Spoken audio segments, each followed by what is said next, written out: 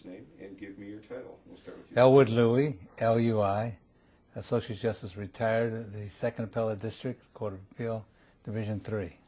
Great. And Justice Gilbert. Okay, you remember all that. Arthur Gilbert, G-I-L-B-E-R-T, Presiding Justice, Court of Appeal, Division 6, Second District. Excellent. State of California. I know that. Okay. All right. And we are all set to go. Well, welcome to the Court of Appeal Oral History Project. I'm Arthur Gilbert, Presiding Justice of Division 6, and I have the distinct pleasure of interviewing my dear friend. We both started on the court together as municipal court judges some 32 years ago. Retired Justice Elwood Lui, who has a fascinating life. We'll probably be here about 2 or 3 days just covering covering your interesting biography. But welcome, Elwood. It's good to be talking to you. We talk on the phone about 3 or 4 times a week. But you have a really interesting history. You're a native of Los Angeles, right? Well, thank you, Arthur, and I'm pleased that you are doing this interview with me as opposed to others. Well, yes, I know an awful lot about you. Yeah. I am a native of Los Angeles. I was born and raised here in Los Angeles. In fact, you live pretty close to where you were born, don't you? You live in Silver Lake? Well, actually, I was born on East 18th Street, which is not too far from here. It's approximately Maple and Washington, which puts us, within 2 miles of where I was born. Okay, we're downtown at the Court of Appeal building on Main Street. So, so you're a real Angelino.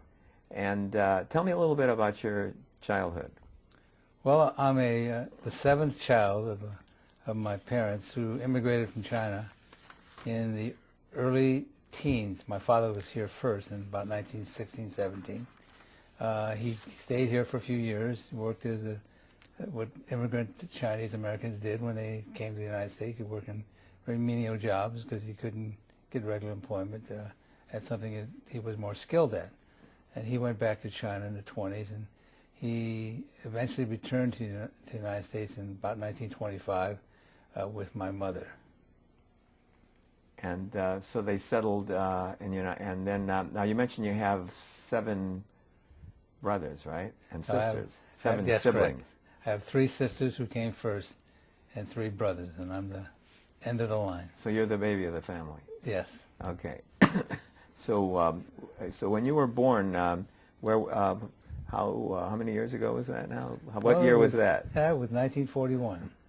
The war had broken out, and I was, I have to check my history, but I was born on February 4th, 1941 in Los Angeles. At the address that I indicated before. In those days, we had midwives that delivered babies, and I was delivered by a midwife. You were no. Oh, that must explain some of your peculiarities. Is that it? Maybe a lot of them. So you were born in the house. There's an old joke. I was born in the house. It was after my mother saw me that she went to the hospital. That's it. Well, a doctor was summoned fairly quickly. Maybe there was a problem. But okay. the same doctor who attended to all my siblings supervised, I think, the final delivery phases of my birth. Okay. So where'd you go to school? Well, I went to public schools in Los Angeles. I went to Arlington Heights Grammar School, which is near 7th Avenue in Washington. Adjacent to that grammar school was a junior high known as Mount Vernon. It's now renamed for that attorney who we both know, Johnny Cochran. It's now Johnny Cochran Middle School. Oh, really? Is that something? And then from there, I went to Los Angeles High School. You went to LA High.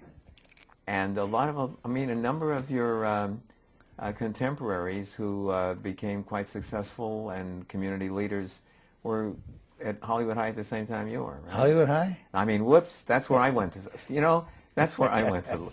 I went to school, and we were rivals with LA High. Right. And but tell me some of the other people that were there. Well, my classmate that I've retained the longest relationship with is Dick Trevisan, who just recently retired from the United States District Court, and he was now at JAMS. But he and I now JAMS is the Judicial Arbitration Mediation Service. Right. what they would like to call the primary provider of dispute resolution services, and a number of well-known and distinguished judges, state and federal, have joined that organization following their judicial careers. Now Dickren Trevisian was a municipal court judge. Yes. And in fact, he was on the court when you and I both, we're getting a little ahead of ourselves, but just for a little bit of history, when you and I both went on the municipal court, right? And then he was on the Superior Court. Then he went into private practice, right? Then he went on the federal court. Right. And so when you guys were classmates, I bet the last thing in the world you would have believed was that you would wind up doing what you're doing. Well, one thing that happened, we ended up on the right side of the bench rather than the left side of the bench, or the other side of the bench. But I think if you would ask our classmates in 1950s and 58 when we graduated, who would be the two judges out of the class that would become that position, they would probably pick us last. I would be before last, and Dickren would be the last person. Now, in Hollywood, I think Burt Pines, who is Right. was the city attorney, and now he's a Superior Court judge, and he was Governor Davis's judicial appointment secretary. Right. He went there, didn't he? He was the student body president a year before my class. And Catherine Todd, Joey Todd, was in the class behind us, And who's now on this district's Court of Appeal. And she is Japanese descent. Yes. And she was in the camps, wasn't she? Her She parents was. were sent to the camps. Right. In fact, we were just discussing this before the interview, that she has a picture of that in her chambers just down the hall from here. Yeah. And you and Kathy and myself as well, we're all very close friends. You see her quite often, don't you? She's a neighbor. She's a family friend and a neighbor. Right. And so I bet you all would be amazed if you looked could glimpse into the future and see where you wound up. Well, because at that time, the number of Asian lawyers, and particularly Chinese American lawyers, was few. You can count them on one hand. The number of lawyers that we had in our community. So now at LA High, you were kind of an athlete, weren't you? Well, I aspired to be one. Everybody aspired to be an athlete at LA High because that gave you social status. So one of the things that I had to do was excel at school, so my parents would let me participate in athletics. You had to do both. You had no choice. So it was a great school. The athletics were at the top. The academics were at the top, and we had a very racially balanced student body. In fact, if I could trace back to anything, I think my education and going through public schools in the inner city, which moved from a pretty unsegregated grammar school to a very highly segregated junior high school, and then back to a racially balanced high school, was something that was, I think molded my own personality and my philosophy in life and my ability to relate to others. I think it was a great experience. I would never have traded for anything else. Terrific. You don't realize that at the time when No. you're there. You know, then you look back on it and you can see, wow. Yeah, when you're going through fights to get everyday fights for existence in a junior high school, which was pretty tough. Yeah. That rivaled very few junior high schools at that time. You learn how to survive and how to get along with people. Now, so you were a track, didn't you sort of I excel? ran track and Now you gave me some basketball. advice about how to run, I recall. Yeah. But what were some of the events you were involved in? Well, I was on the track team. I ran the mile, and that was the longest distance there was. We had some very fast guys, and even though I could run 100 pretty fast, I was one of the slowest guys on the team. I could only run it in about 10.3 or 4, and we Wow. had 3 or 4 guys can run it under 10 flat. So Louis got to run the last and the longest race. But that's a pretty fast time for those days. Well, it was, but it still wasn't fast enough to get a lane in my high school track team. Okay, so now, then after high school, is there anything about high school that strikes you that you want to talk about and before we Well, I move mean, on? I've had relationships with people in high school that have lasted a long time. I've had a good friend, Richard Mullen, who was in a semester ahead of me that later introduced me to a fellow named Jerry Brown. Who Now Richard Mullen became Jerry Brown's energy secretary. he was. Before that, he was the Deputy Secretary of State when Jerry Brown was the Secretary of State. That's right. And he joined him in his cabinet and was the first, I think, energy commissioner or the head of the Department of Energy. He's a very thoughtful, analytical person who has great skills and very sensitive to the environment. I think he did a lot of things at the beginning of his career in that department that have helped us and improved or, you know, prevented some bad and potentially bad things happening in our environment. Yeah, he was really a very, he was an energetic energy secretary. That's right. And And we also went to UCLA together after that, Yeah. so I retained. That's one of my good friends from high school. so now you, so after LA High, you went to UCLA. I did, yes. And you majored in, Well, I first started out as an engineering major, okay. and then I lasted for about a week. I went to school and I saw these guys with slide rules, and I'd not really been well versed in a slide rule, which was the predecessor to all these calculators. So I thought I'd move on. So I just slipped around between history and French, and then French, this is, I didn't know about this. Well, I had a skill of memorizing things, and I could memorize all the lessons in French. I was not really good in pronunciation, but I scored well in tests. So I said, you know, I could be a French major. But, you know, it got harder as you go, and the ability to retain all those French words and idioms and so forth was too difficult. So I then moved on to business because I wanted a skill that I could have when I left college. I wanted to be employable. In those days, it wasn't easy for an Asian to get employed in the marketplace, and a skill that you needed to have would make you employable, and I wanted to be employable when I left college. So you went into business. I went into business and I became an accounting major. That's a far cry from French. Well, it is, Yeah. but it's a skill that that served me well in my career, and even though I eventually became a CPA, and I didn't really like it, and that's why I went back to law school. It is something that skill that I had served me well during in my entire lifetime. So you became a CPA. Now the CPA exam, I remember I had friends who were in that field, said it's probably one of the most difficult exams, one of the hardest CPA exams in the country. So you had to take that tough exam, right? Yes. And then after you took it, then you worked for an accounting firm before you went to law school? Well, what I did was I went to I went in the Army after graduation for 6 months. I was in the Army Reserve. When I came back, I went back to the UCLA graduate program, and I received an MBA that next year. And then I joined what is now Deloitte & Touche. At Deloitte & Touche, Now, were there many minorities? Well, there were two Asians. Wow. One left, and then I took that one's place. And there were no other blacks or Hispanics. In the Los Angeles office, I was one of two. That shows you how it Yeah. is.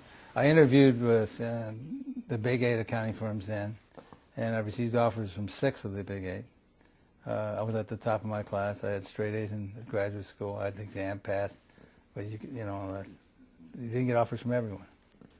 But I was able to get enough offers that I could have my choice of that. Now, you weren't married. Were you married yet? When did you I was married. All right, now you married, when did you, Crystal is your wife, and when did you and Crystal knew each other in high school? I knew her when she was in high school. What? She was a couple of years younger than I was. And you knew her in high school? I knew her, well, I did meet her in high school, or maybe 4, because I knew my parents knew the family, and it was a small Chinese American community. We kind of knew everybody, so I knew her and I knew her brother. I just have to interject this one little ironic personal note, and that is my wife, Barbara, went to Marshall High School, and she and Crystal discovered that even though they weren't buddies, they knew of each other, and they were in high school around the same time. In the same class. In the same class, that's right. Isn't that amazing? Right. Yeah, well, years later we discovered that. Well, years later we discovered that I grew up on 4th Avenue. That's right. And my neighbors included Laughlin and Mary Waters and Frank Waters. Laughlin became a federal judge. He was the U.S. attorney. He was a big guy on the block. The U.S. attorney, one of 2 or 3 assemblymen of the state that in the city that lived in our area.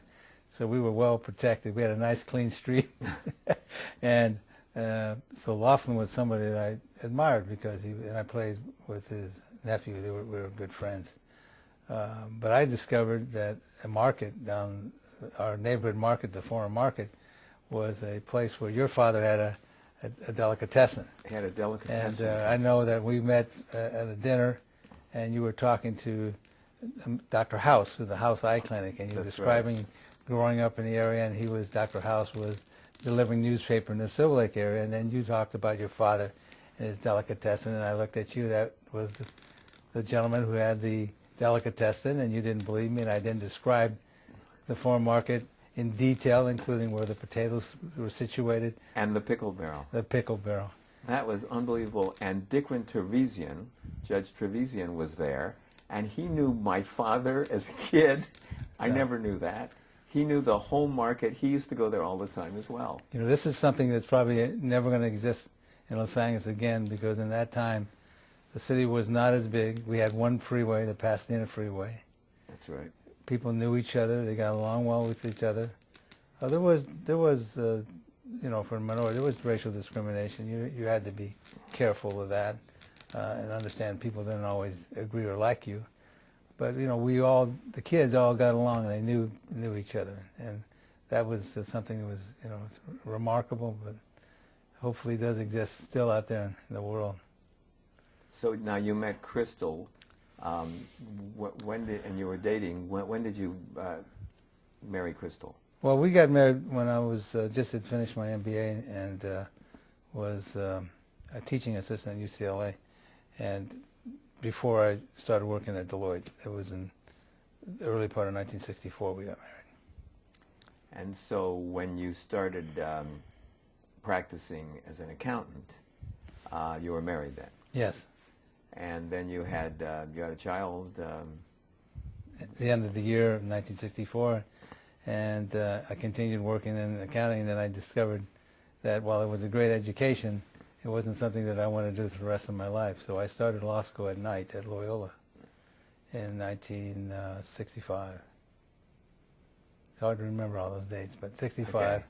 And eventually spent a year there and transferred to UCLA Law School in 1967.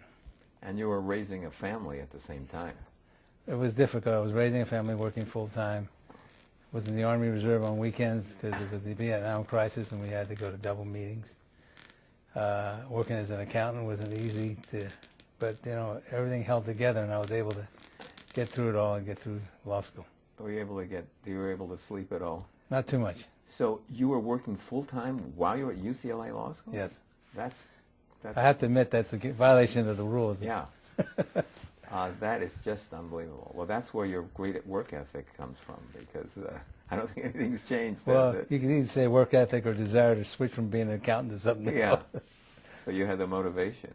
I did. And then you had did you have another child during that time? Yes, in the last quarter, we were on the quarter system there. No, actually, it was the second to last quarter of my law school.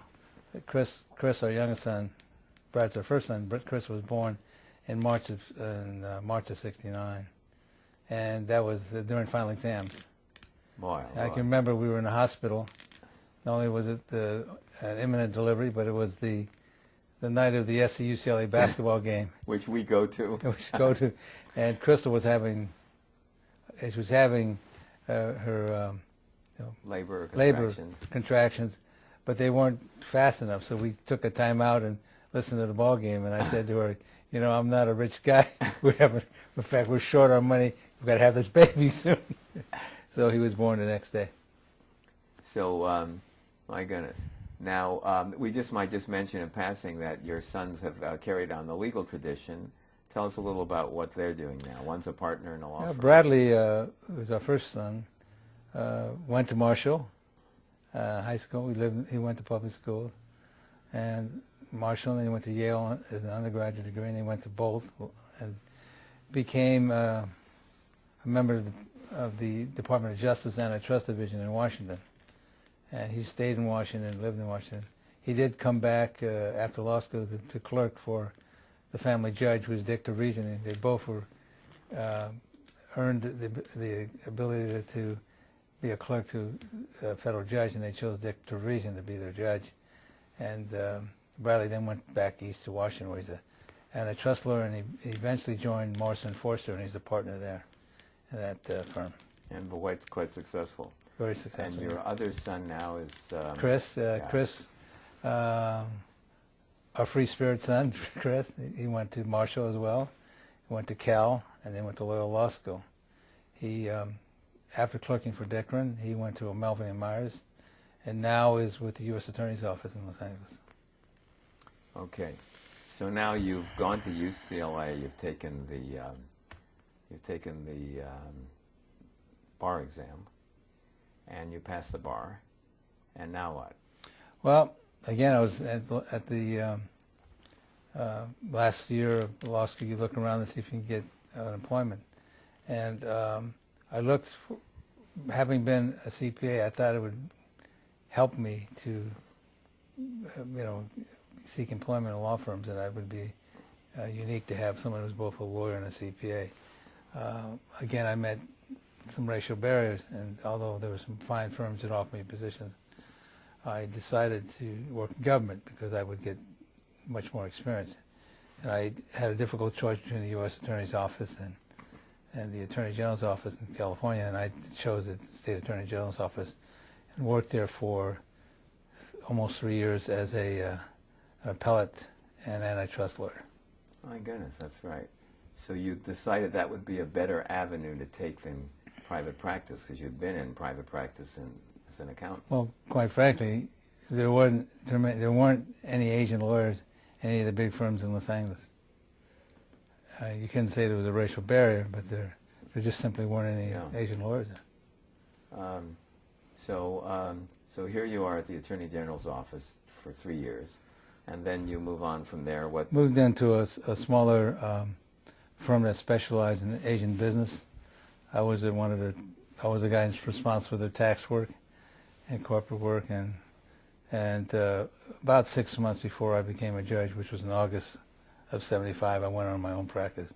A number of clients who were interested in having me do their work, and I felt that I'd have greater flexibility and better financial rewards as a sole practitioner. So here you are, a sole practitioner now. This is a new practice, so to speak. You've brought some clients have stayed with you, but you're out on your own now. And then all of a sudden, how does this judgeship come up?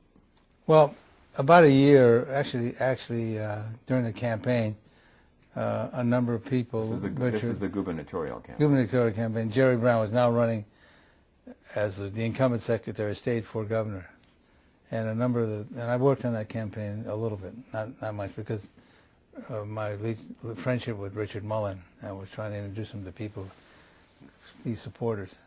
So Richard floated the idea of me being a judge, and I said, I haven't had much of a break to really enjoy my family. I was working pretty hard, and that wouldn't be bad, I'll do it for a few years.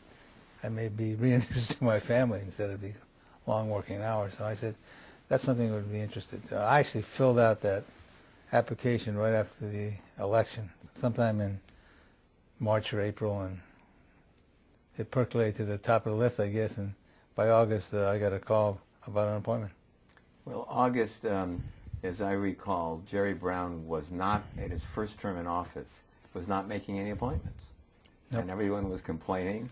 And you had an application in, I had an application in, other people did, and nobody was being appointed. And all of a sudden in August, he started appointing people. Well, actually, as I recall it, there was one appointment in Riverside, and Ernest Sanchez, I think it was, then Francis Rothschild, who's now a member of this court, and Division I, and then it was that group in which we were included. Yeah. About a dozen or so people that were appointed the same day. We both were called around August 18th to be exact, I think it was, but anyway. Who got the call first, Arthur? Yeah, that's the joke. I'm sure, we've asked the governor and he won't tell us, but I know we were both called on the same day. I think I have to confess you were called first. Well, how do you know? No, I don't think so. Because you told me. Oh, I just said that. I don't think we'll ever know. But I got sworn in first. You so got I sworn in. You abstained. ran down to get sworn in a day ahead of me. So now, how old? I mean, you were just a baby. I was 34. 34 years old, and you were appointed to the court. Probably one of the youngest, though. I think there was one that beat you in the Reagan administration. Eric Younger was 30. Eric Younger and Dick DeReason both beat us. They were 30. And then actually Stanley Mosk, when he was appointed by Gilbert Olson to the Superior Court, he told me he was 28, something like that. So, but anyway, now here you are. You were appointed, and how many Chinese judges were on the bench at that time? In California alone, I was the fourth. You were the fourth ever appointed. Ever. Within the history of the state. Right. And at the time, were there any Chinese judges on the court? Oh, Delbert Wong. Delbert Wong, Harry Low in San Francisco, and there was a Chinese municipal court judge in San Francisco. His name escapes me. I had a Harry's, and not Harry. His name escapes me. Okay. So, and then you were sworn in on the day before Labor Day, right? Because I was sworn in on Labor Day, so you did get sworn. So you have you always had seniority. That's right. I've never been able to live that down. And the first day you went to court was that day after Labor Day, right? It was right. Whatever the Labor Day was on a Sunday, I guess, or Monday, and the next day you and I met. We met in the traffic court, and I remember, my recollection is pretty distinct about it. We were to be indoctrinated or supervised by Nancy Brown, then a traffic court commissioner. That's correct. A municipal court commissioner in the traffic court building. And she then said, after doing the calendar, one of you guys will take the next case. And I said, Nancy, your robe only fits Arthur. So you took the first case. And she said the next case will be heard by Judge Gilbert, and I almost fell out of my chair. And not only that was funny. I think subsequently that person who you found responsible in whatever the proper term is, culpable. Yeah. I don't know, guilty in a traffic I think they infraction. had they said guilty in those days. Right. And so what happened is that person appealed you, and you had to Yes. make a statement of decision. That was I was appealed on my first case, everybody, but I think I was affirmed. So so here you are on the municipal court, and what was it like being a judge now? Well, it was different. I think for me, I love the camaraderie. You and I became very good friends, and you showed me the ropes because you had more experience in trial work. My experience basically was as an appellate practitioner, so I appreciated all your help, as well as Dickman. And many people helped us out to make our go easier. But I think the one thing I remark about is I travel a lot in my practice. Here you don't travel. It's 9 o'clock in the morning to noon, 1:30 to 5. No, you're there all the time. You know where to go, and the court can't stop without you. So you are captured, and that is something that you have to get used to. And one of your mentors, I think, too, was Delbert Wong, an important influence. Yes. He was quite respected in the legal community and the Chinese. Well, Delbert was the first Chinese American appointed outside the continental United States, inside the continental United States. There were Chinese judges in Hawaii, and a few, but he was the first Chinese American appointed in the United States, 50 states. It was remarkable. And he lived down the block from us, and I always admired him. When I passed the bar, I went to talk to him about employment. He was also a member of the California Attorney General's office in his career.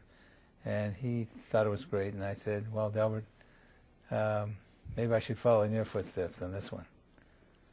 Now, you were talking about being hired as an Asian and what influence Asians had within the legal community.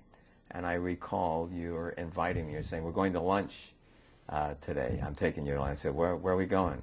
And you said, you're going to go to your first meeting of the Chinese-American lawyers.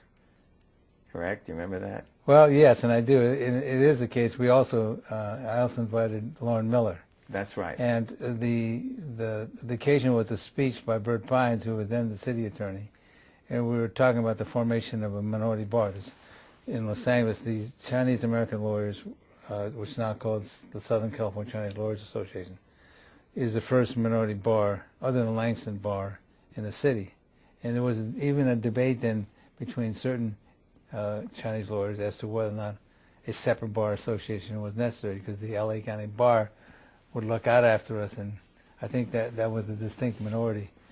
Anyway, in order to gain recognition of the organization by the county bar and by the state bar, you had to have sufficient numbers of lawyers to be recognized.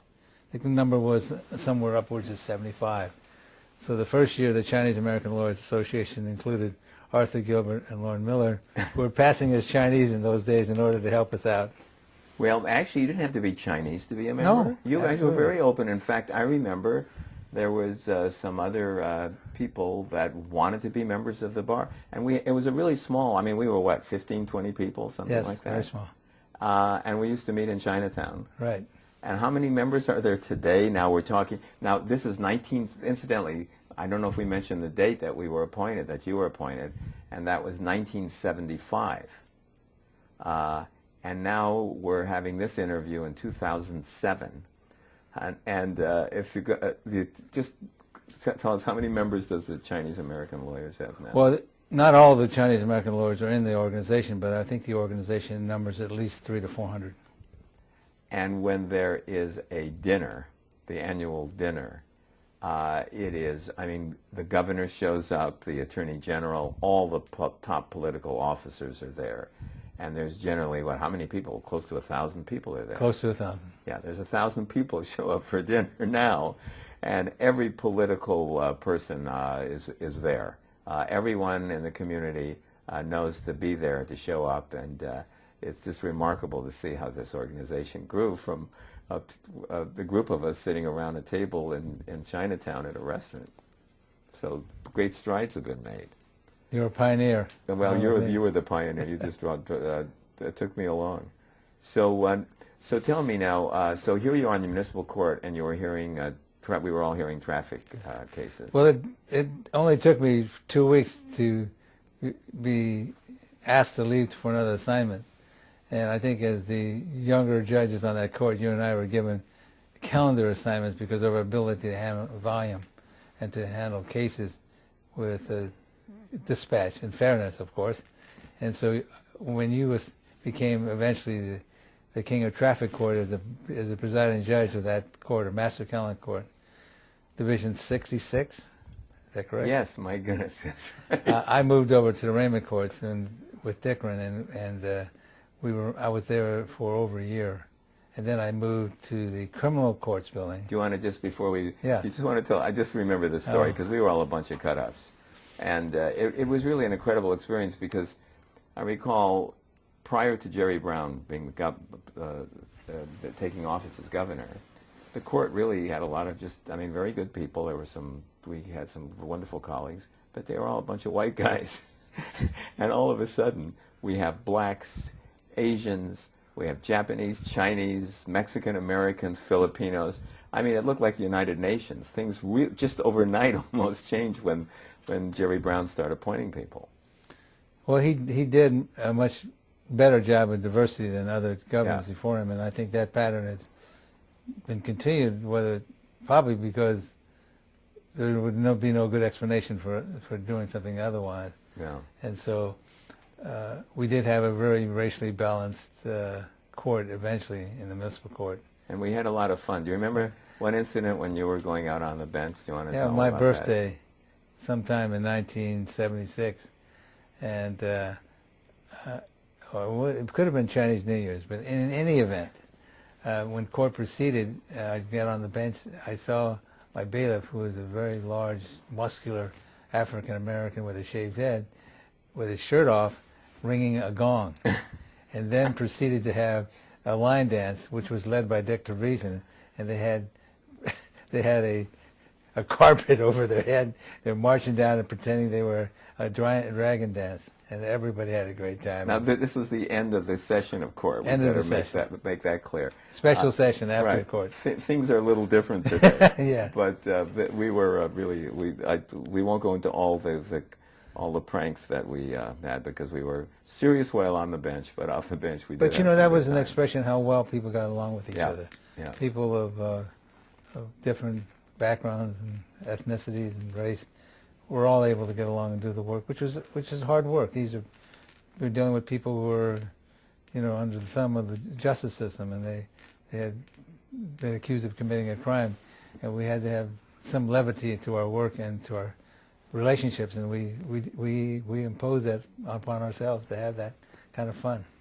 Now you moved on to the criminal courts from there, right? I moved on again. I had another volume job. I was Huge volume job. master calendar judge for a couple of years. Right. I don't believe that I was able to get a trial court until almost my 4th year as a judge. You really moved those cases, though. They zoomed. Well, it was an interesting statistic. Our good friend Lauren Miller, a well-known and respected judge, he and I calculated one day that between the two of us, and he was in Division 50, and I was in Division 40, his division was to be a mediation towards environment where cases could be settled on a little more staged basis. He and I said to ourselves, we were responsible for at least 30 to 40% of the county jail population. And so if we didn't let people out on OR who were qualified or didn't give them bail, I mean, we were like the innkeepers of the county jail system. And it was remarkable that we had that much responsibility of people being incarcerated. You know what just strikes me as we're having this discussion? We're talking about a court that doesn't exist anymore. Right. People watching this video will say, what court was that? This is the Municipal Court of Los Angeles that went out of existence several years ago. We have a unified court system. In those days, we had the municipal court, and that court heard misdemeanor criminal cases. And in those days, civil cases, I think the maximum was, 15,000 or 20,000, something like that. A low figure by today's standards. And that was it. And then we had the Superior Court. So we had two trial courts, and now we have a unified Superior Court. So this is a court that is going to be in people's memory, but doesn't exist anymore. Well, there are a lot of benefits of having a unified court system. I think on balance it may tip that way, but some of the things you lose from not having a municipal court anymore is the training ground we had to be as new judges to learn our craft, to work with people, to use it as a test situation for us and for others. And I think now when people have become judicial candidates, it's much more difficult to have them appointed first to the Superior Court. Although they do the same work, they can become assigned to a civil or felony department with unlimited jurisdiction, both in civil and criminal cases, which is much more of a serious choice that needs to be made by a governor. So I think we benefited. One of the reasons that I was appointed at my age and you were appointed at your age is that there was a municipal court that we could show our abilities as judges to move on. Well, you certainly did show your ability because you were appointed not too long thereafter to the Superior Court. Well, I didn't get the one step I wanted and wanted you as my campaign manager. We were not able to break the seniority system, which was eventually broken by Norm Epstein. Well, look, yeah, that was, you ran, that's true, you ran for presiding judge of the municipal court. And in the old days, well, tell us about it. In the old days, it was picked by seniority. The next person down in seniority would obtain the position. And I think there were a number of judges on the lower end of the scale, the more junior scale, that didn't believe that was the correct system of selecting the leader. In fact, it reminds me that our current Chief Justice, Ron George, ran. He was appointed by Ronald Reagan, and he was already on the court when we got there. And he tried to break the minority system. Right. And we were these new Jerry Brown judges, and the Reagan judges, that's how we refer to one another, got a hold of us and said, Ron George is really good. And we sort of knew we knew him, and we met him, and we supported him. A number of us supported him. Excuse me. And he didn't make it, did he? No, he didn't. I think there were so many people who had a vested interest in becoming a presiding judge when their term came. And so he would have made a great leader, but we never got the chance to have him. And by that time, we'd moved on to the Superior Court. So you took a run at being the Yes. at breaking the seniority system, and I guess I was your campaign manager. We only needed 2 more votes and we would have done it. And remember, Dick Van Trevisan gave us some interesting advice. Do you recall what he said? I don't know if we should say that, but he said you have to factor in 10% for double cross. That's right. People will assure you they're going to vote for you, and there's a 10% double cross factor. That's right. Right. So we thought we had the election won, but at the last minute, some people didn't vote the way they said they would. The Dickren rule applied. Yeah, it applied, but you came close. Came close. But shortly thereafter, you went on to the Superior Court. I did. And my first assignment was... Now, how old were you then? You were still a baby. I was 38. 38. All right.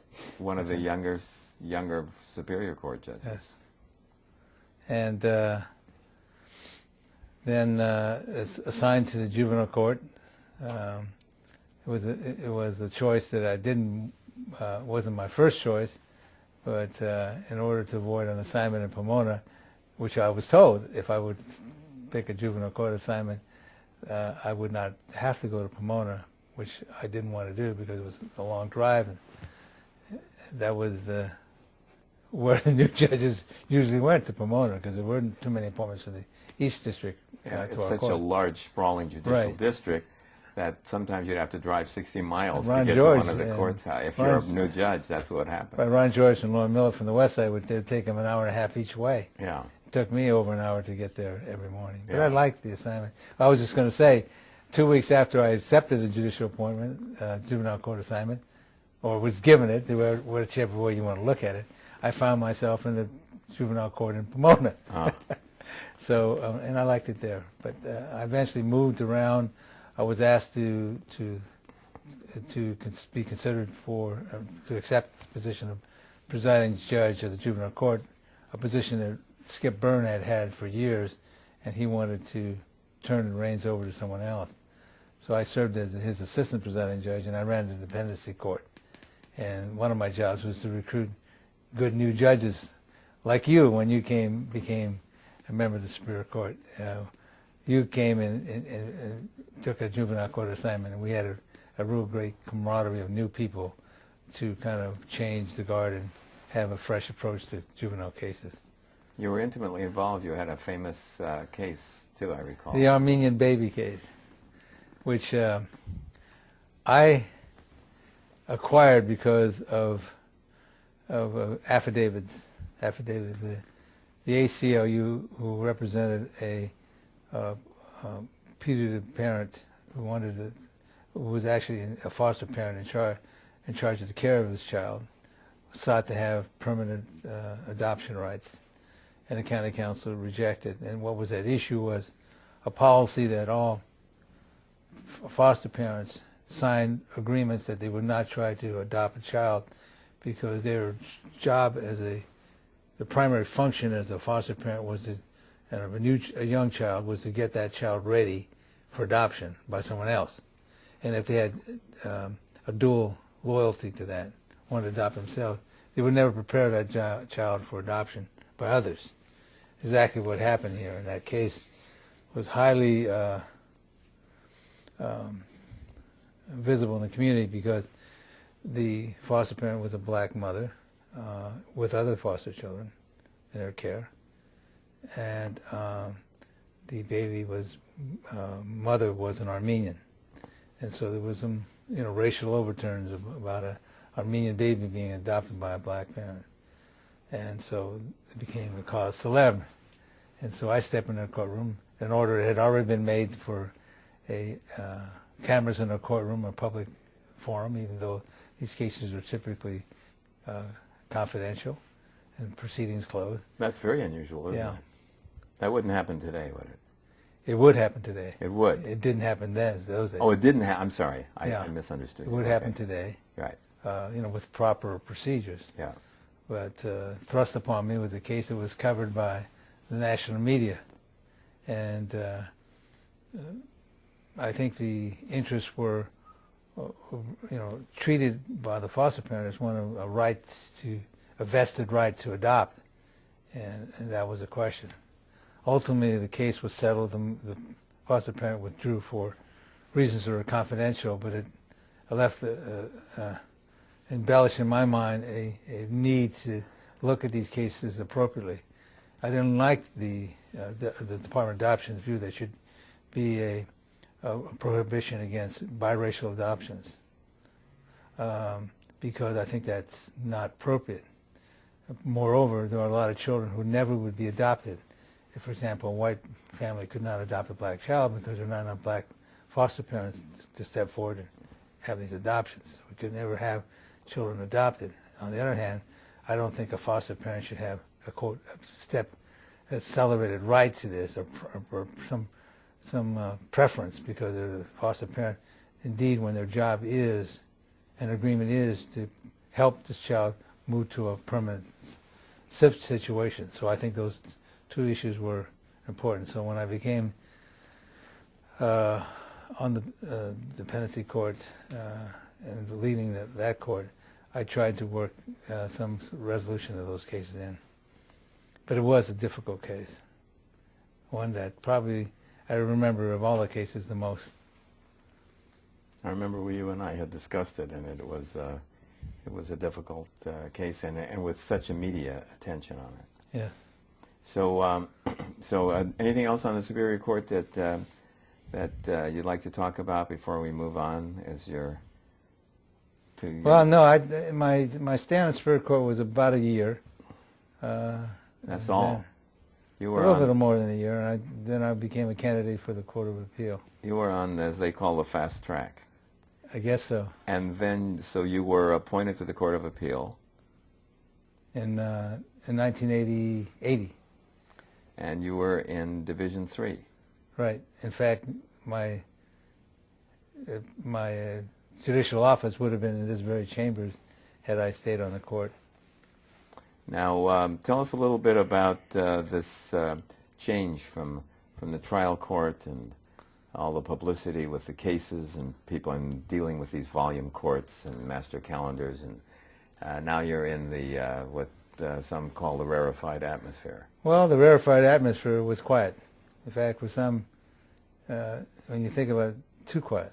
Incidentally, what year was this? This is 1980. Okay. In August, I became a judge. And one thing is, my colleagues were much more senior to me. I think at 39 years old, I think back in these years now. Now you were about 81. One of the youngest. I was 40 then, 81. So you were one of the youngest, probably the youngest. I was the youngest that was ever appointed. Yeah, to the Court of Appeal. Right. And as I think back, with the exception of two Ninth Circuit judges of Chinese ancestry, Thomas Tang and Hiram Fong of the Ninth Circuit, I may have been the only state appellate judge appointed at that time who was Chinese American. I don't know if there's anybody outside of Hawaii in the 50 states who had that position before me. There are some that have it now, and obviously Justice Chin became a member of the Supreme Court. And I was thinking about that because one of the cases that we have in the history of California jurisprudence is a case called People versus Hall. And People versus Hall was about a murder case in which the defendant was accused of murdering another person, and the defendant was Caucasian. And there was a witness to that murder, and he was an Indian man. And the law at that time prohibited an Indian from testifying against a Caucasian. I'm sorry, I got the facts a little bit different. It was a Chinese man who observed the murder. And the ruling of the court, and affirmed by the Supreme Court, was that since it was a Chinese man a witness who was going to testify against a Caucasian man, the witness was incompetent to testify because the court ruled the Chinese were Indians, and therefore they couldn't testify. And so the theory, I guess, was they crossed the Aleutian Islands down to Southern California and parts of the Southwest, and were Indians in origin. And so the rule was that if you could have an Indian testify, Chinese who was an Indian testify, that wouldn't be a fair proceeding because they were incompetent. And they could become members of the jury, they could become lawyers, or God forbid it, they could be members of the court. So you just can't have that. So in 1850, 50 to 60 decision of the California Supreme Court. So I had to chuckle a bit because during my tenure as an appellate judge, I was the first Chinese American to ever sit, albeit pro tem, on the Supreme Court. So the fear of people hall came to fruition in my short, case assignments in the Supreme Court.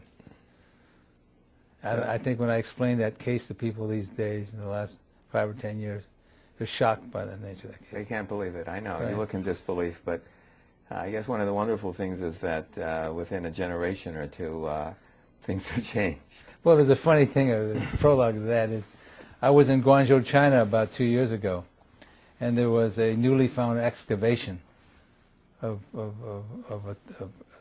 a tomb of an emperor or an emperor's close relative, a son of an emperor. I can't remember. But you had to go down about 300 or 400 feet to see the ruins. So you go down to the chamber, the burial chamber, you see scattered remnants of the different artifacts that were left with the decedent, who would be carried on to eternity with his possessions. And there was a lot of pottery there. It was broken pottery. And I looked at the pottery and I said, this is of a Chinese emperor or emperor's son ancient years ago, many years ago. And the pottery looks like what I saw at the Acoma Indian tribe in New Mexico. So I was saying, maybe there is some truth to this.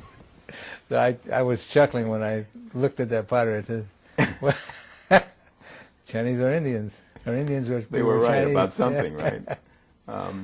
However wrong the decision was.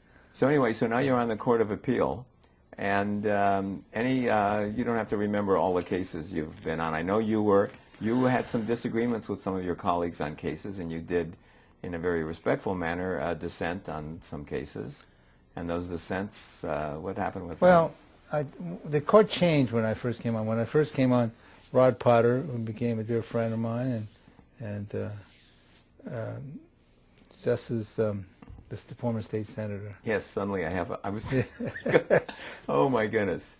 He was a state senator. He was very involved in the, oh my goodness, Kobe. Kobe. So Justice Kobe and Justice Potter were wonderful lawyers, judges, who were a generation ahead of us. And they were always talking about the big W, the big war, World War II. And I told you in the early parts of this interview, that's when I was born. Well, they were a generation ahead of us. In fact, Potter was a war hero. Potter was on a destroyer. The destroyer was blown up, and he single-handedly saved 2 other seamen by just keeping them afloat until they were all rescued. So when he retired, I gave him a bonsai flag, and we had a ceremony including Japanese Americans who wanted to recognize his war hero status. I think it was long unnoticed, but we got along. There was a change, and there were some different members of the panel, and we did differ philosophically on a number of occasions, not many, but ones that I think were of significance. So I thought it was part of my role as a judge is to highlight our disagreements, to write a dissent, and let the Supreme Court deal with it, either in terms of granting review or depublishing a case or rejecting my views. And I think as an appellate judge, which is the one right of appeal that you have as a litigant, it's part of our job is to help shape the law and put it in the right direction. If you think that a choice between alternative legal theories is better, you should point that out respectfully, but you should point it out. And on a number of those occasions, either review was granted, depublication was granted, or the court would take over the case and decide it one way or the other. And I think that as a role of a judge on the appellate courts, that is a very high priority item. That's a good point. Many people talk about, well, this judge dissents a lot or doesn't dissent. And I know, and as I gather from what you're saying is, dissenting in a case is not a reflection of congeniality necessarily. It's just a reflection of a different point of view about the law, and the law is developed and shaped through dissents often. Yes, I think that's correct. And you can respectfully disagree, and there's reasons, because people can read a rule of law, which is a living document, a living process, and disagree with legitimate reasons. But there's a tendency sometimes that, and I did do it sometimes, where I would concur in the result because although I think you reached the right end result, the analysis of getting there is something that I wouldn't agree with. So I don't subscribe to any, any inappropriate means of simply concurring in a result, because while you agree with the result, you don't necessarily agree with the analysis. Now, there's differing views about that, and your view is interesting. Would you consider in some of those cases where you don't agree with the reasoning, but you do agree with the result, that you might write a concurrence describing how you would approach the problem differently, rather than saying, I concur in the result? Well, usually I would do that only if the case is published, and most occasions that I did so. Concur in the result and give an explanation. That would be my primary way of operation. But sometimes you do it in a non-public case, and sometimes later it becomes published. And you can't go back and restore it, what you felt or didn't think it was a result, so you end up with a concurrent result, and someone said, why are you doing that? I think it's exactly what you say. You concur in the result. And let's assume that you really differ on the analysis and there's another case. You look like you're going backwards on your analysis in a subsequent case. But if you said, I concurred in the result, but now and I can now elaborate in a subsequent case, my analysis, I think that's appropriate, so you look consistent.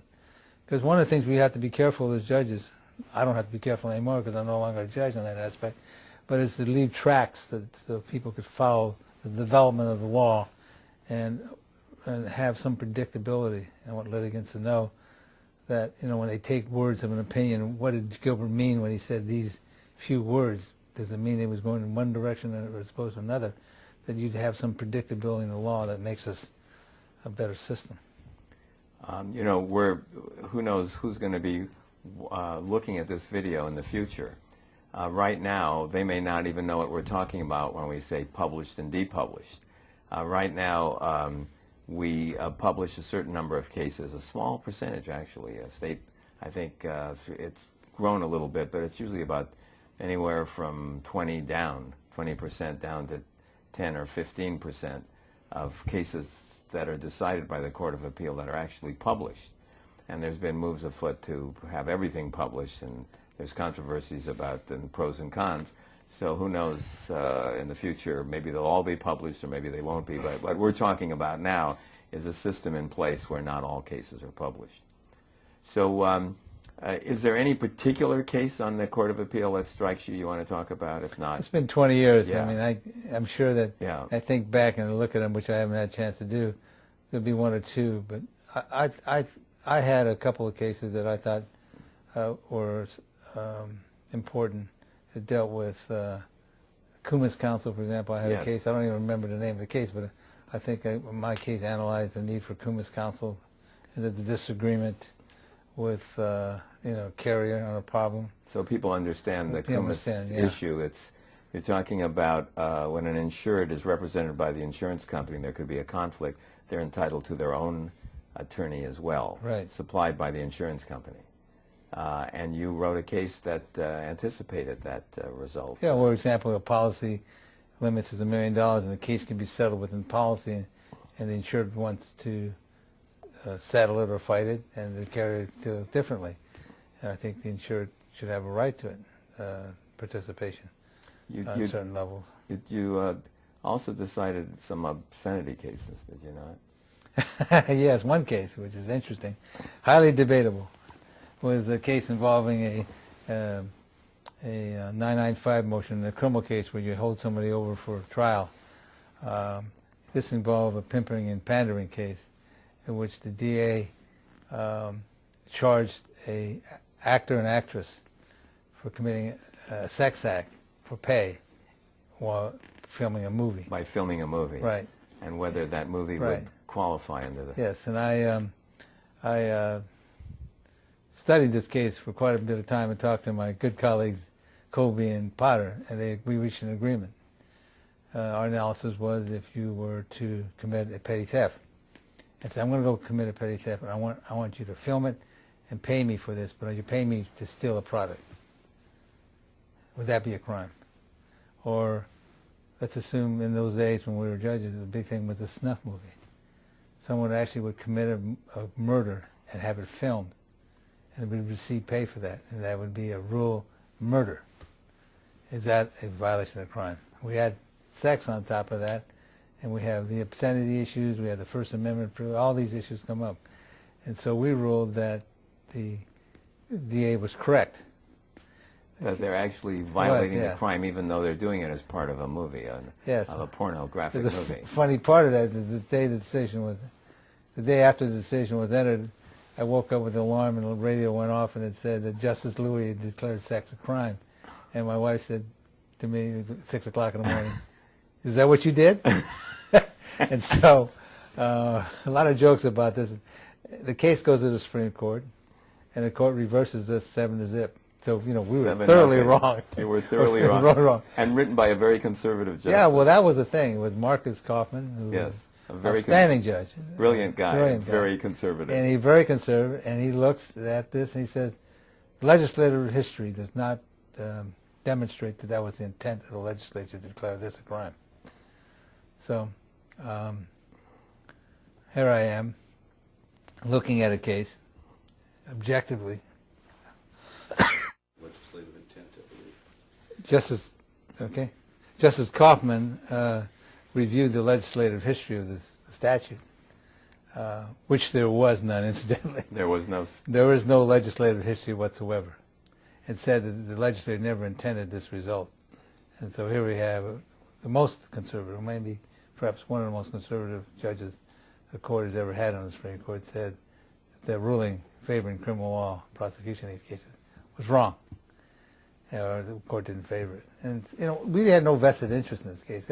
I sat down and I talked to my colleagues and we said, analytically it works. If it is a film, it just involves a sex act, how is it any different from another crime? And we're not the ones that created a crime. Right. So, that's great, but it got a lot of chuckles from people who thought I was a very liberal judge. Anyway, years later, I used that as an example of why you cannot use an opinion by a judge. Because when I told differing people, particularly in a very conservative setting, like an election problem, which was occurred in a convention discussing the politics of judges and whether or not they should be supported by the Republican Party.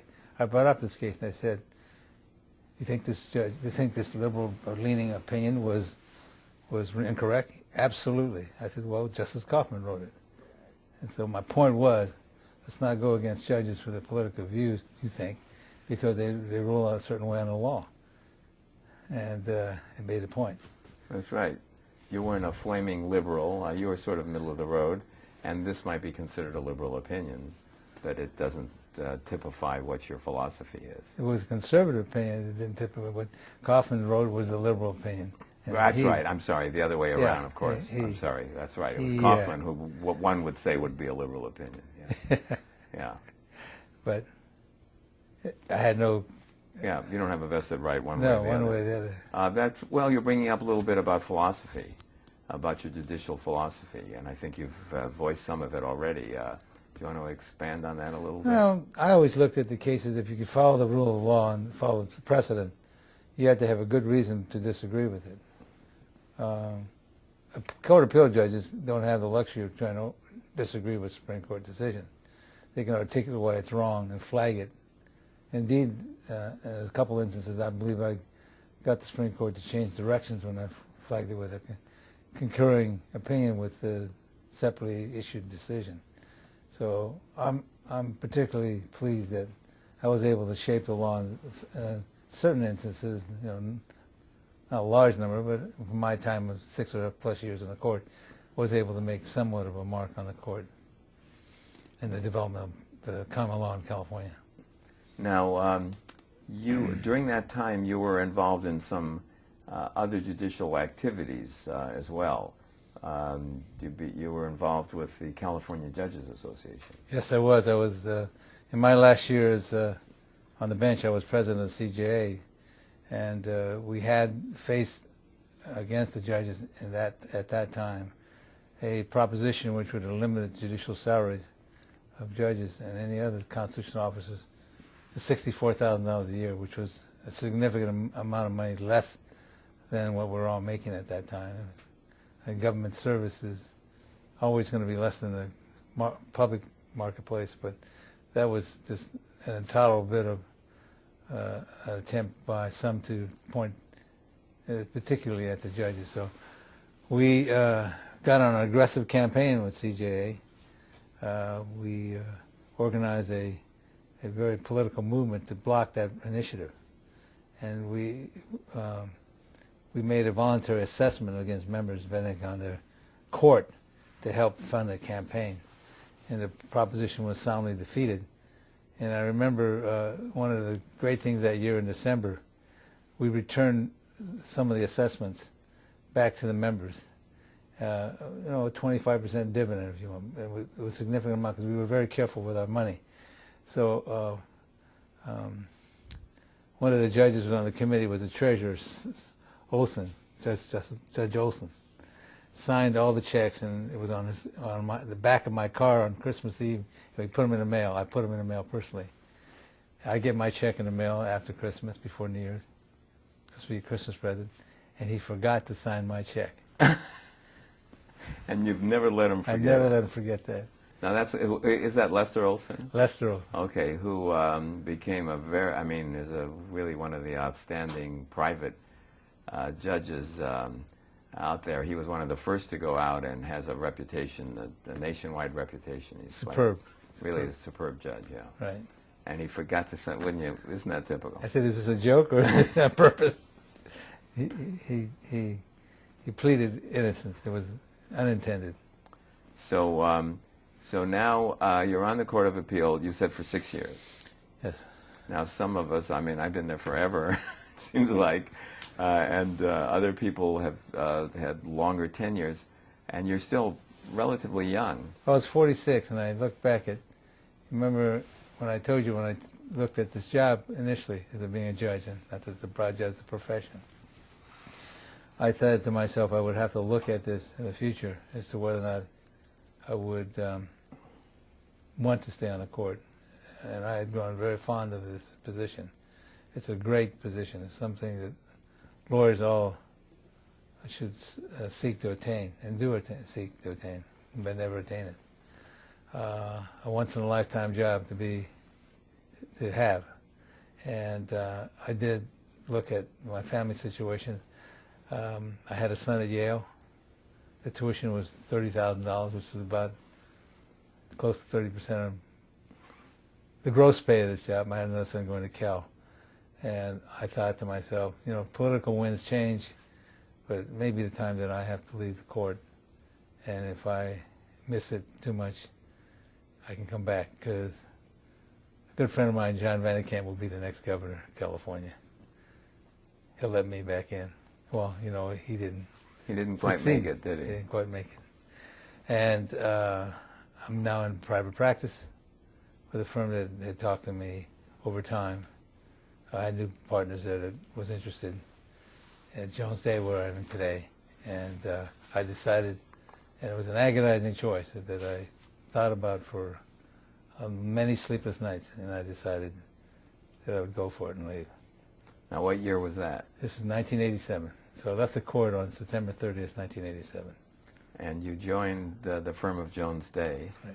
And you're still you're a partner in that firm. In fact, you were one of the managing partners. Well, I've had a 20-year career, and what I've seen during that 20-year period is that, and since I left private practice to become a judge, an acceptance of minorities into the profession in astronomical and in an accelerated fashion. I went to Jones Day, instead of seeing all white faces, there was diversity in any of the firms who wanted talent. By that time, the accounting profession, instead of 2 at Deloitte, you'd see 25% of the staff being Asians, because Asians had that reputation and earned it for being very diligent and good at their work. You see that in law firms now, where good law firms of any stature have many diversity. They seek out minority members because business demands it, and it's the right thing to do.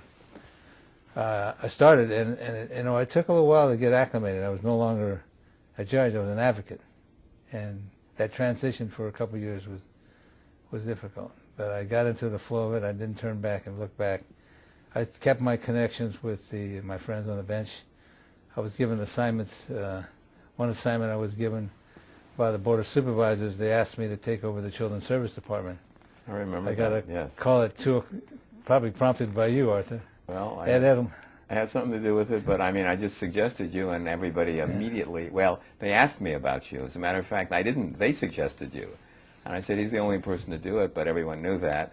And that was really quite an experience you had. Well, Ed Edelman called me, and he said he had talked to you. Ed Edelman was one of the supervisors. In fact, the Edelman Court, there's a court, a juvenile court, that has been designed for juveniles and for dependency cases where kids can play, and it's a centralized court for all juvenile matters, and he pioneered that, and it's named the Edelman Court, Ed Edelman Court. Yes, and for good reasons. He called me, Ed, told me you had told him to call me, and said that Tuesday they just terminated the director of the Children's Services Department. And the Children's Services Department, what do they do? The department that handles abuse and neglect cases or the foster children cases in the county.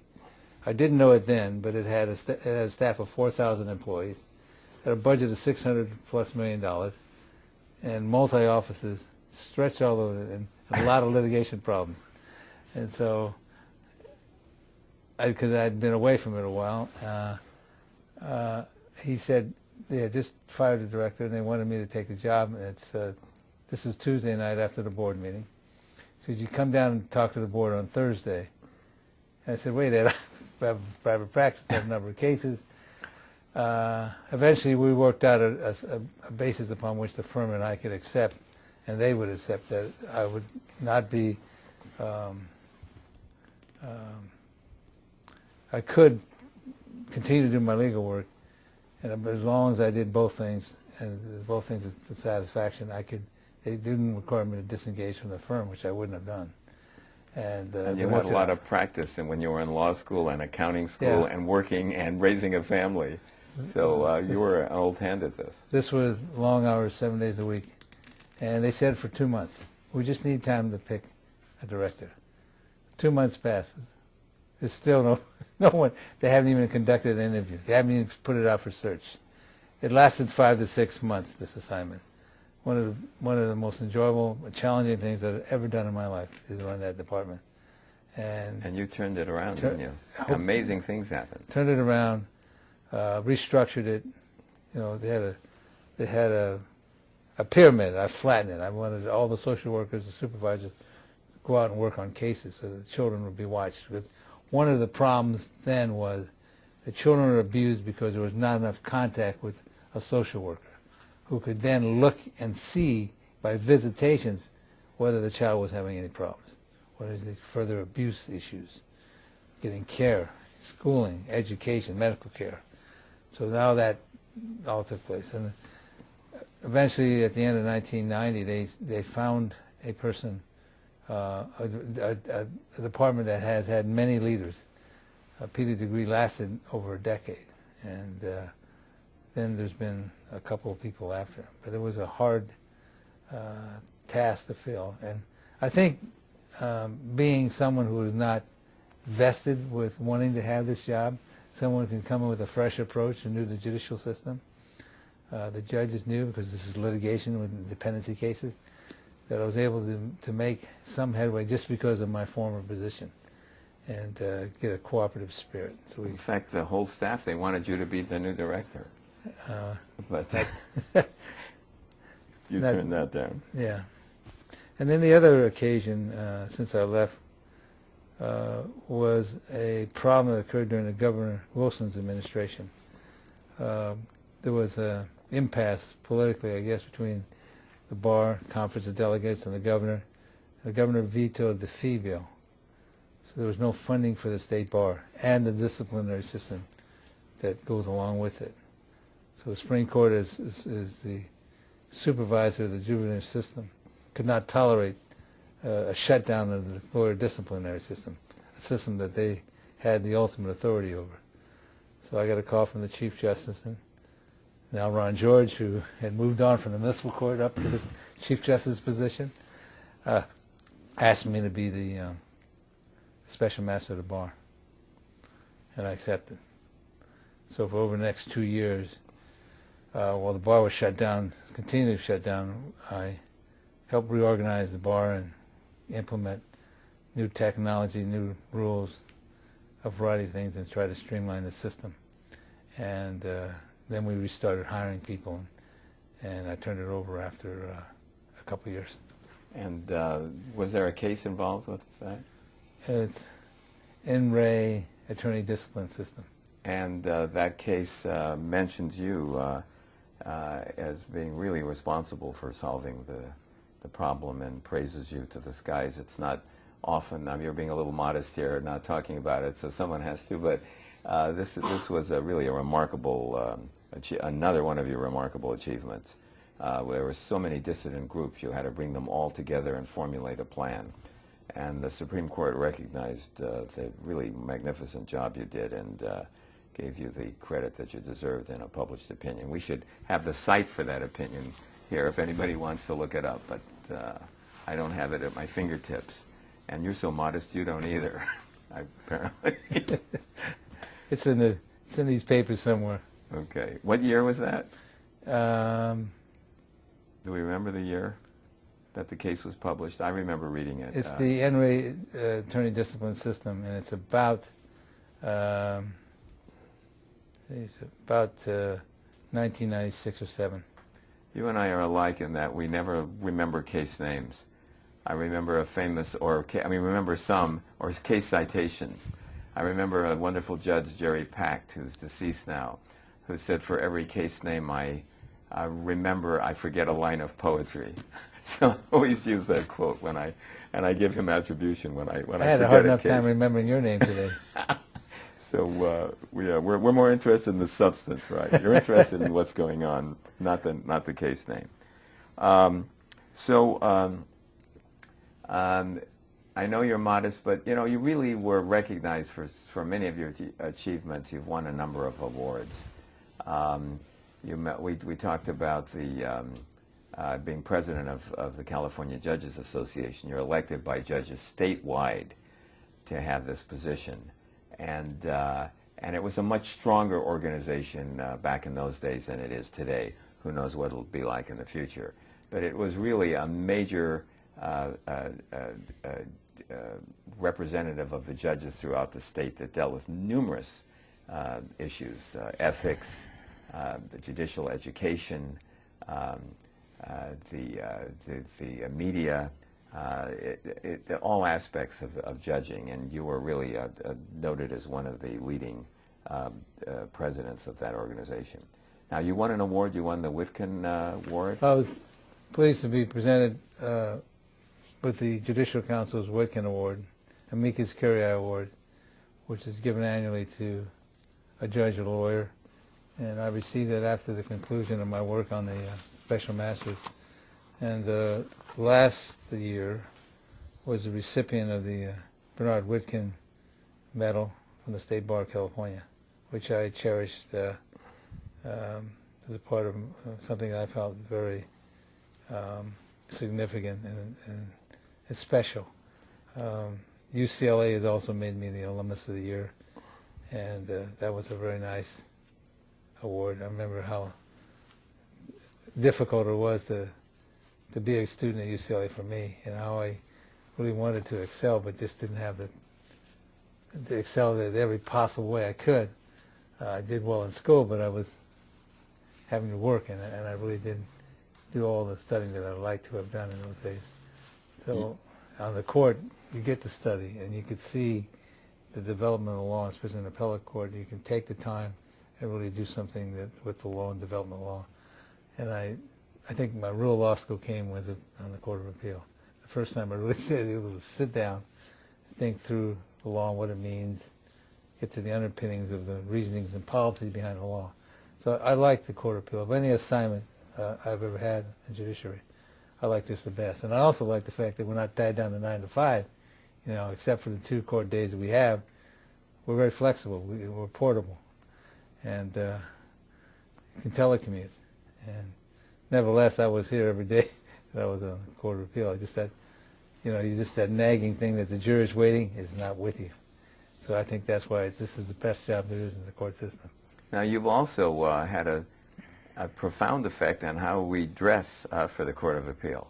Now, I know today, and you're extremely elegant. You always are an example of sartorial splendor, and just look as sharp as possible.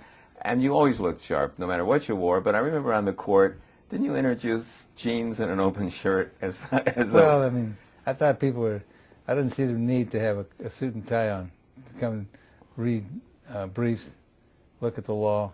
And in law school, I didn't wear a coat. Yes, I did have to wear a coat and tie because I was working as an accountant. But I had to. And so here I didn't have to. So I kept a suit and tie in my closet, and I'd come in, what was casual would happen to be jeans. And I think you were a pioneer in that area because many of us dress that way. One funny story is that after Chief Justice Lucas became the Chief Justice, he was a guy who always wore a coat and tie because he was a federal judge as well before he was on the Supreme Court. I caught him one day in chambers in a pair of jeans and a lumberjack shirt, and I said, "You're the leader of the court. You can't dress like that." And so you've also been, and the Daily Journal, our legal newspaper, has rated you for year after year as one of the top 100 most influential lawyers in the state. Now that you've been in private practice for quite a while, you're a managing, or have been a managing partner of a large law firm that's with offices all over the world. Has the judiciary changed? What's your perspective of judges today as opposed to when you were on the court? Well, when we became judges, the salary differences were not that great. They are, substantially different now. And you're talking about differences between private practice. Private practice and a judgeship. A Superior Court judge in those days, compared to what they were making as a partner in a law firm, it could have been twice as much. Yeah. In the 70s. Now, they're probably 10 times as much. In a good practice, good law firm. One of the major You're talking about a major law firm with offices worldwide. Or, big California law firm. And if you're a senior partner, you'll be doing well. But does this mean that the middle class is being priced out of the market for legal representation? That's my sense. At Jones Day, we heavily invest in the community through our pro bono projects, principally through public counsel. And you're on the board of public counsel, or I you was were? on the board for 10 years. Handed it over to one of my partners. Public counsel represents the indigents. The corporations and the wealthy have funds to hire a lawyer like Jones Day lawyers. The middle class comes up short. You can't qualify for pro bono services unless you have some attachment to the corporation. It could really affect you financially if you got into a litigation matter. So insurance is important. Some things you can't insure against. You can have a significant divorce that doesn't involve any kind of insurable interest. So I think that's the unfortunate part of today's society. That's why mediation and dispute resolution has its place. Although there are criticisms against it being a hybrid of a third branch of government, it's still necessary, for our middle class, and one in which it can have some relief for the courts of record. Maybe we should form a new commission and have you head it to look into this issue. Only if you're on it. I'm glad that we had this discussion here because it's really a problem affecting our society. Yeah. Well, you mentioned I was a managing partner. We call them partner in charges, and I did for the last 6 years was the partner in charge of our San Francisco office and started it. And to my firm's credit, I became the first person in the management committee of 12 of Jones Day who was a minority. And you know, we try, like any other of our competitive law firms, try to have a diverse lawyer group, have lawyers in our firm. So I'm particularly proud that for whatever reasons that got me there, that I was able to work through a firm in the last 20 years and get to a leadership role, have the opportunity to help others in my capacity, starting off as be involved in one of the largest firms in the world, with 267 lawyers. I don't intend this to be an ad, but the depth and breadth of the firm is astounding. That why, to give some context to why I feel that the firm, as far as I'm concerned, has done a job of helping integrate me into a system where years before it was not possible. Go ahead. So I mean, I'm pleased to be part of a firm that, you know, I was the first Asian partner in the firm's history. At that time, it was 100 years old. That now, it's commonplace, and should be. And I look at the opportunities my sons have. They're much better than when I started out, or when you started out. I know you're Jewish. I know that some firms wouldn't hire Jews. That's true, yeah. I know some firms wouldn't hire a woman. Yeah. And those things have changed for the better. Just before we close, you've mentioned some changes in the judiciary, and we've touched on them. The practical aspect of pay, and also that there's more minorities. Now we have a really a diverse bench, which has greatly improved our system of justice in California. Have you noted maybe more subtle changes in in concepts? I don't know if we want to get into a long philosophical discussion, but in the way cases are decided, or whether the judges are more activist or conservative or liberal, or has there been a change in that area, or from your perspective as a lawyer now rather than a judge? Well, what I hear, and this is not necessarily my view, but I think parts of it are, the way the judiciary is shaped up in recent years is that it's become more of a place where government practitioners would aspire to. We're losing out on our, because just of the economics of it, we're losing out on people who've had civil practice, who have significant cases. So you now have a civil bench where Yeah. a good number of them are government prosecutors who never were in a situation where they would have to represent parties. And so it's like you and I are going and trying a felony case. I've never tried a felony case as a lawyer. as a lawyer. Right. And so now you have a DA, and I'm not criticizing a DA, I understand. or public defender, or a U.S. attorney. Great experience, great background. And as a criminal judge, the best. But a lot of these judges have served their time and said, that's enough of that criminal. I want to learn civil. I want to become a mediator or a private judge after my end of my career. I want to go to family law and learn family law. I want to go to civil and learn civil.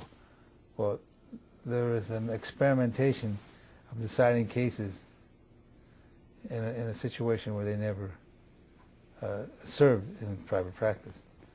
That is not an accusation or criticism of the system, but the fact that we have to do something to encourage a well-rounded bench, because we couldn't do without the DAs. That's right. I mean, you and I were civil practitioners.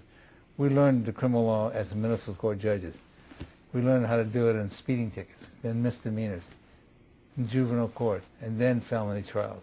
Of course, I did some criminal work in practice as well, so I had a little bit of a handle on that. But your point's well taken. A lot of these judges have never been a partner. They've never been in a civil firm. They haven't dealt with that on a practical level. Yeah. And, you know, the criticism, just to make it in context, could have been levied on me, Right. right, had I been I see. one of the people are looking at now. So I'm really criticizing my own candidacy as a judge, and I was able to have a very accelerated path. And so they would say, look, Louis, did he ever try an antitrust case? Well, I was on an antitrust team, but did he ever try one, or did he ever, do this and that? The answer is no. So what I'd like to do is see us have a more well-rounded bench, because it's important. Not that we can't get that. I mean, I think the judges, given the opportunity, can learn the system from the inside. We had to by the fact that we were there. We need to encourage a well-rounded bench. I see now that Governor Schwarzenegger has reached into the civil practice, appointed some very good civil practitioners who are in their 60s from large law firms, who would probably, under different criteria, would have been excluded. So now we see a recognition of that. And I think we've seen a recognition that it needs diversity. So a person of color who comes in the court continues to see a different face than theirs on the bench. It's the same thing. We walk in to a civil courthouse and the judge has never had a civil case before. And let's assume you and I were the litigant. Yeah, You're my lawyer and I'm the client. Makes you nervous. Make you nervous. Yeah. So it's not an indictment against who we have now. It's a caution, I think, that we need to make the bench well-rounded. And I do that in the context of serving as chair of the selection committee for the U.S. District, Central District, California. I am the chair of the bipartisan selection committee. This is for federal judges. Federal judges, and I'm on what was used to be a undisclosed panel of persons on the committee for the LA Superior Court.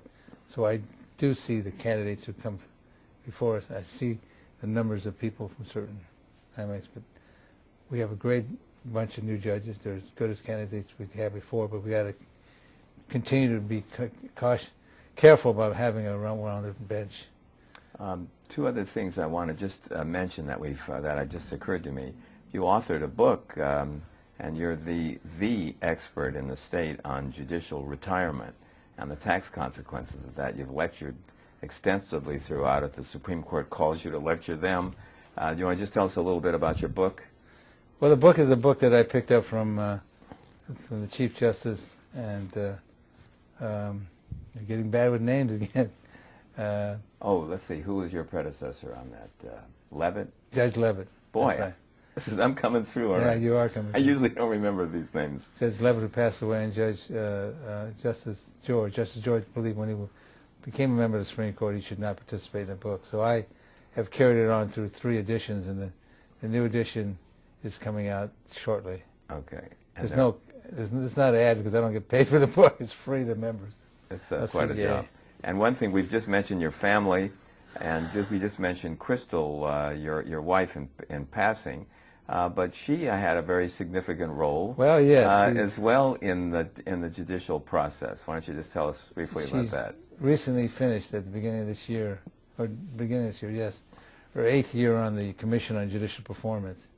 So she's no longer a member of that commission. I'm not sure whether her slot has been filled yet, but she served 8 terms. Difficult task. She worked very hard at it. She ignored me for many hours where she was reading volumes of books about cases, and I could tell you, no one, and everyone knows in the commission, when Crystal looked at files, she knew what was in them. She knew everything backwards and forwards. She's Yes, as thorough as you are. Good thing I never went before the commission when she was reading my file. Right. I'd say the same thing. I was very careful, remember, when we go out to socially. But she was great. She's not a lawyer. She's a public member. She was a public member, and did it the right way. Yeah. I'm proud of her doing that. With a great deal of dedication. Because I know we would be going out. She said, "No, I'm busy reading files. We'll have to do it another night." It was a funny joke. I mean, you may not have appreciated it, but I said, "You can't go out to dinner tonight because she's reading your file." Yes, used to say that all the time. Well, I'm sorry, Crystal's really busy. She's working on your file, you'd say to me. Well, it was a pleasure talking to you and reliving your life with you. And good and continued success in your practice. One final thing. Yes. I can't pass this up. let's talk about you a bit. Because No, you're my this is your interview. No, well, it's going to involve both of us. You were appointed to the Court of Appeal about a year after I was. Yes, yeah. And you're the presiding judge now of the sixth division, 2nd District. You have your own facility.